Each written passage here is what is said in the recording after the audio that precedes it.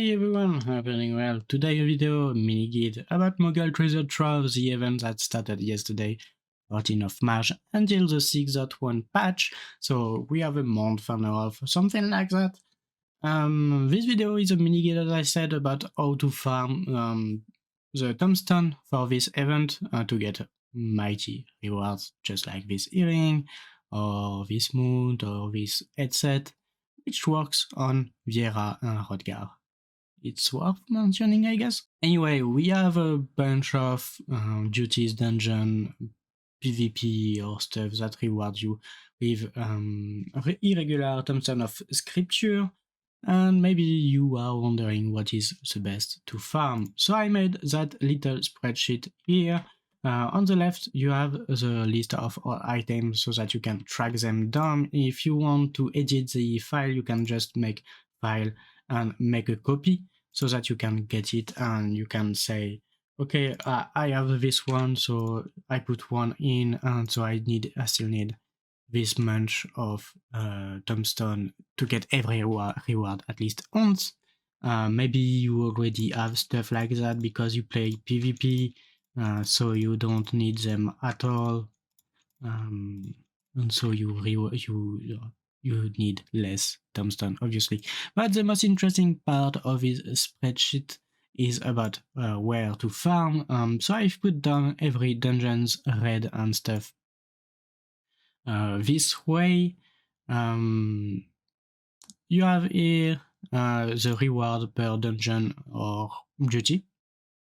I've put them in the order of most rewarding duties, but it doesn't really matter, because what really matters is a reward per hour. But before that, I need to explain what is completion per hour. Completion per hour is what I estimate people can do in 1 hour in these duties. I've put a low rate, so like it can be over that, it can be more than that if you are lucky, first of all, for duty finder, or if you have a good group for premium group. So in the duty finder part, so that's where you can't control with which player you can be, and some player maybe are new to the dungeon you are performing, maybe they are new to the game, maybe they are not really good, or no shaming, obviously, don't shame people that discover dungeon and stuff, but you get the idea. So that's some kind of estimation. That doesn't mean you can't make more. So the best, well, the thing to check is this way, from the Defender. I've put down the number of completion time for Veil. Maybe you can make more, but the idea is that Veil, if you have a bad group of bad people with you, you really have bad time in home Veil. You can wipe quite a lot. Depending on your healer, you need a really good healer. If you are a healer, maybe you can put that on 3 or 4. I don't consider the queue time for that.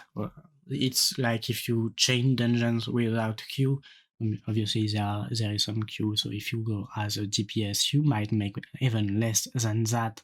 Anyway, the best reward, well, you can see Dunskate, that is interesting because it is 7 tombstone, and you can complete 2 or 3 per hours if you are really lucky, maybe 2.5 like that.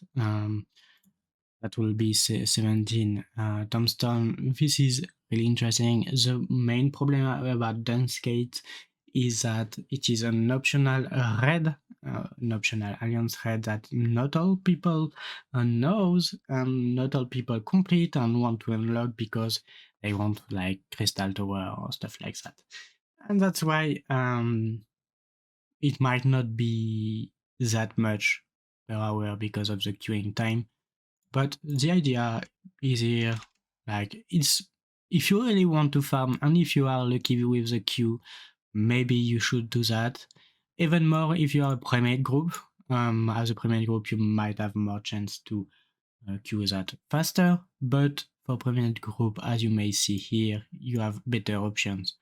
So in solo, if you don't want to make Dunskate, if you don't want to unlock it, or if you didn't unlock it actually and don't want to, Good solution would be to go through PvP.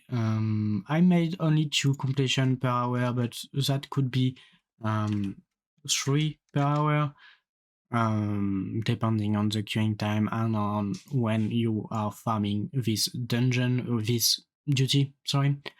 You can't guarantee the victory, obviously. Maybe 1/3 of your games are victories. So you can make between 9 and 15, but maybe not 15, maybe not 9. You can't do less than 9 if you complete 3 PvP per hour. Usually PvP is really active just before and just after the reset of the day. So that's worth checking every day, because that will be the best option to go for if you really want a lot of tombstone in a short time. If you don't want red or PP, well, I recommend you to go through the dungeons, pick one you like between them. Keeper of the Lake is maybe the longest one from what I remember, or maybe these two are the longest one, but Copper Bay Mines or Vale are worth checking. If you go through the dungeons now with a pre-made group, well, Dunsgate is still interesting, but the number of completion per hour doesn't up because I consider you go through that with a group and not with your whole FC to fill the Alliance raid, because you can't undersize the duties to get the reward, obviously. So that's still 2 and it will reward you 14. PvP, well, that's the same system than before. You can't, you can't control everyone in PvP anyway. So let's say it's 2 or 3 per hour. If that's 3, well, that's around the reset time, so that's worth checking anyway.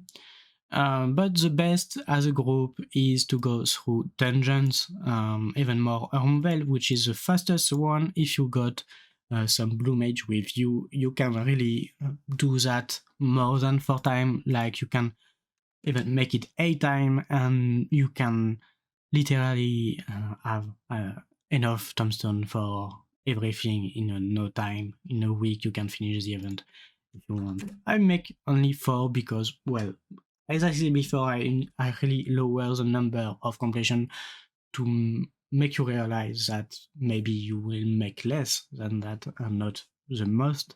It depends on your group, on your capabilities and stuff like that, but still the dungeons are the best way to go with a pre-made group. Anyway, that was a mini guide, so I won't make it longer. I hope you enjoyed this video. Put a like if you did, like a dislike if you didn't. Subscribe for more, and I'll see you in the next video. Thank you!